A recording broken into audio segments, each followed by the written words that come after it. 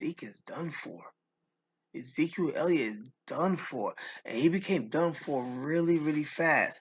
That's not old age. I don't believe it's injuries. I just believe he stopped working hard.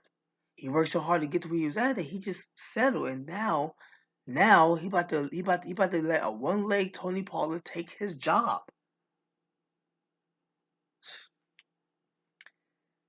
Cow, cow, same cowboy story, man.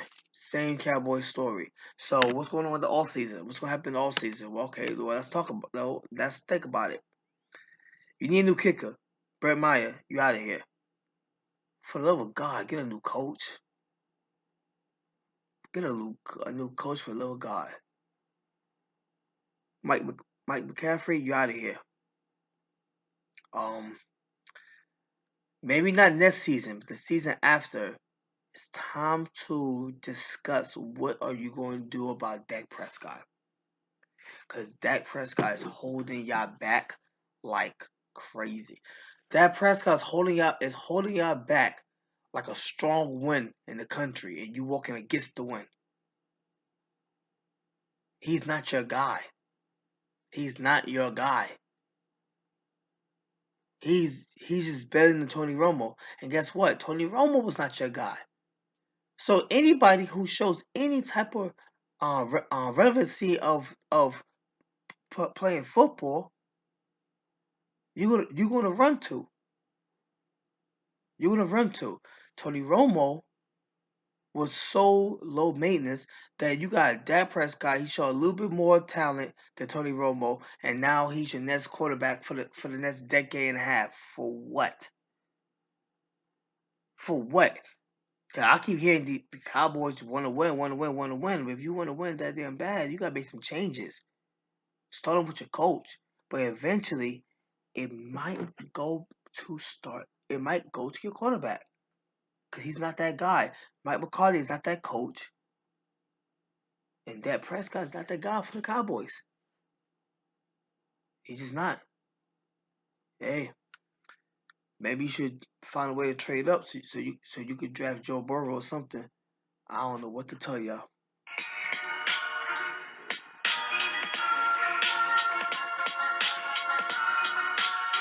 So I keep mentioning Joe Burrow's name, man. I didn't mention so much of the victory against the Bills.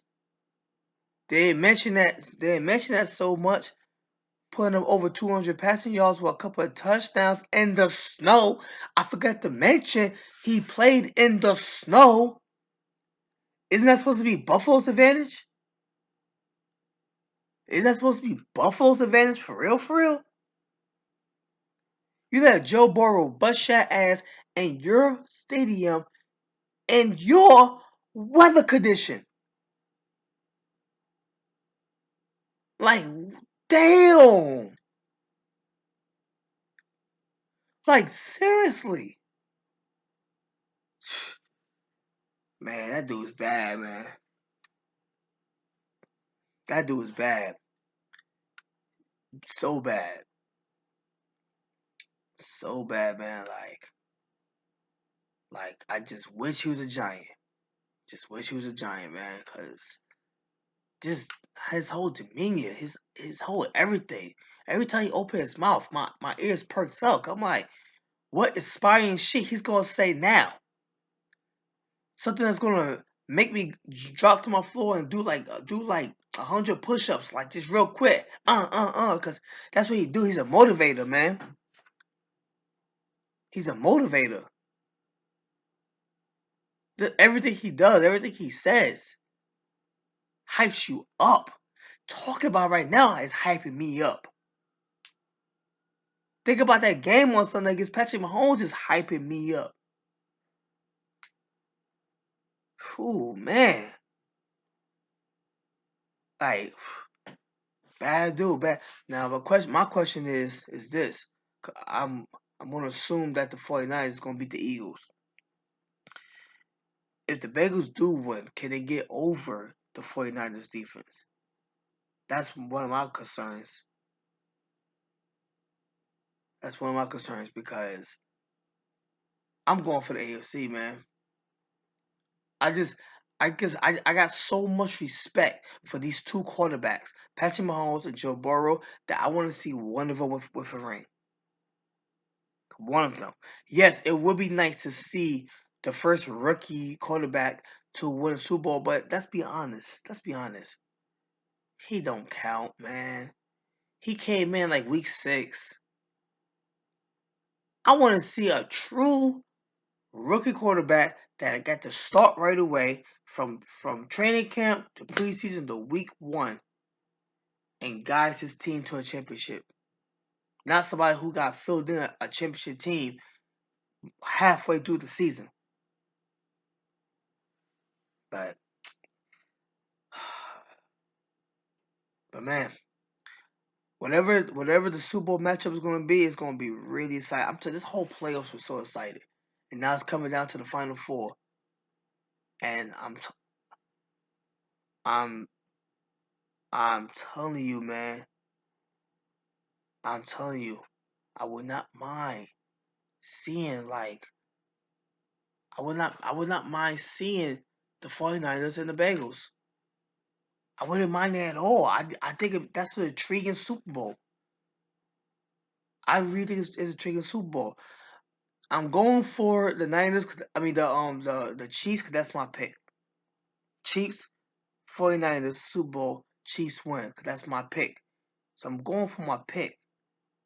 But I'm also going to be paying attention of what's going on, like what's going on, because Joe Burrow could actually win a Super Bowl. Joe Burrow could go to Arrowhead, make that record 4-0 against Patrick Mahomes and the Chiefs team, and actually become the first. I mean, no, not the first. I'm sorry, and actually get himself a ring. It's a chance. It's a chance. Joe Burrow just finds ways to take away like his top opponents. Last year in the AFC Championship game, it was Patrick Mahomes. This year it's Josh Allen. Then in the Super Bowl, if it's not the Niners, it could be he could take out MVP candidate, main candidate, probably is going to win MVP other than Patrick Mahomes and Jalen Hurts. And Joe Burrow has a chance to take out all of them.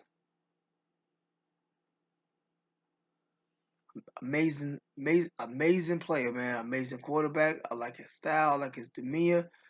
And I'm gonna like this. I'm gonna like this lineup on Sunday. I'm gonna like this lineup: Eagles, Niners,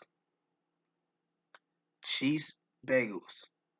Ooh, man, just thinking about this, making my skin feel like I'm getting goosebumps all through my body just thinking about it. Can't wait to talk about these AFC NFC Championship game next week.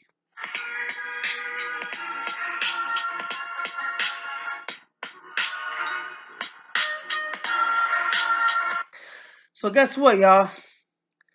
Other sports other than the NFL happen. So on Sunday, a little birdie told me that the Lakers came back from a 25 point deficit. I guess the what was it, the Trailblazers? I believe it was the Trailblazers, and came back and won the game. How excited! How excited for that! A little birdie also told me that the Brooklyn Nets also came back from a much smaller deficit, but a deficit behind Kyler Murray 30s over 30 point game, over 30 points. Got over 30 points. I want to say 38. I want to say 39 points. Can't think of the number for sure, but I know it was well over 30 points. Maybe 36 points. I know Steph Curry got 26 points and took out the Warriors on Sunday. Um, and then on Monday, how intriguing! It was two games that was so high scoring on Monday. Two of them. One was the Blazers and the Spurs. One was the Blazers and the Spurs behind Damian Lillard behind his 37 points. The final score 147 Trailblazers to 127 Spurs. Man, this is like the 1980s all over again. No defense, just scoring. And it's weird to think of a Spurs team when Coach Greg Popovich is still coaching the team that they would give up 147 points to any team. That's really hard to think about, but that's what happened. Then you got the Bucks and the Pistons. Final score 150 to 130. This is the same night. Monday night was like 80s night for NBA basketball. You know, 80s night. Giannis entered the Kupo, 29 points, was basically perfect shooting average in the first quarter. 8 for 15 from the field. High scoring game. High scoring game. It's hard to believe that a 12-win team in Detroit scored 130 points on the number one team in the East, but that's what happened. No, absolutely no defense. Absolutely no defense. Um, needless to say, I was kind of hesitant of saying this, but my Knicks played the Raptors on Sunday and they lost by 9, 125-116. I guess whatever. Not a good weekend for New York sports fans. The Giants get destroyed by Philadelphia against a one leg. Oh no, not one leg. A one arm quarterback. The Knicks lose to the Raptors. You know, it's just it's it was just a bad weekend if you're a New York sports fan. Such a bad weekend.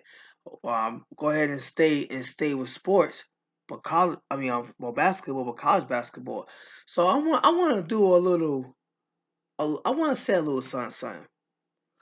I've been not ignoring, but I've been basically trying to avoid talking men's college basketball until at least February, where they're getting ready for March Madness, because I don't know who who's the best in the nation. I can't think of none of the main players. That's one. None of the main players. I can't think of them. You know, and I can't even think of the main teams. Usually, remember previous episodes ago, I said about women's college basketball. You got South Carolina. You know, you got UConn. You got Stanford. Those teams ain't going nowhere. Ohio State. Those teams ain't going nowhere. Every time I look at anything with college men's basketball, it's always a big upset. Purdue was number one for the longest, and then they lost. On Sunday night, Houston lose a 1 point game to Temple, and it's not even a matter that the top teams, the top college men's basketball teams are losing. They're losing to unranked teams. Temple's an unranked team. Duke was losing so many unranked teams that I believe they're not unranked. Duke men's basketball. Like, it's so weird. It's so weird to think about it. On Monday night, Kansas lost to Baylor. Baylor is not ranked, but still, Kansas lost to Baylor. How unbelievable is that? Like, the brackets for March Madness for the men's games are going to be so complicated because the top teams keep losing to